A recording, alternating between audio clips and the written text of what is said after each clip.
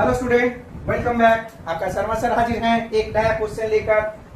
Chapter arithmetic progression, okay, CBSE and ICC for class 10, okay, only for CBSE and ICC. Other boards भी अब हैं, आपका state board भी है, okay, और आपका एसएससी है, रेलवे में है, सब में बहुत काम आता है, ठीक है ना। तो चलिए आगे आप लोग बढ़ते हैं सम में, ठीक है। तो सम क्या है? 57, 54, 51 एंड 43 क्या है? Are in arithmetic progression. तो वैल्यू ऑफ एक टर्म क्या होगा?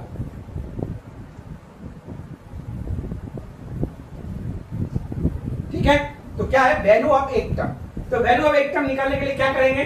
तो सबसे पहले हम लोग एक ही काम करते हैं। वो क्या करते हैं? यस, पहले इंफॉर्मेशन कलेक्शन करना है। ए इक्वल टू क्या होगा? 57। तो डी इक्वल टू क्या होगा? 51 माइनस 54। तो क्या होगा? -3। ओके, चाहे इसको इससे करिए, इसको इससे करिए, इसको इससे करिए, एक ही बात होगा, ठीक है। क्यों? फॉर्मूला क्या होता है डी का वैल्यू? डी इक्वल टू क्या होता है? A2 माइनस A1, यानी first second term minus first term. याद रखिएगा, first second term minus first term, हमेशा सेकंड टर्म फर्स्ट टर्म, ठीक है, ओके। और हमको निकालना क्या? एक टर्म निकालना है, ठीक है। एक टर्म क्या होगा? फॉर्मूला क्या होता है? T9 equal to A plus n minus 1 D, ये आपका फॉर्मूला है, ठीक है ना। तो बोला है T8 निकालने के लिए। T8 का मतलब क्या हो जाएगा? A plus 7D। कर सकते हैं ना, इतना लंबा करने की क्या जरूरत है, ठीक है।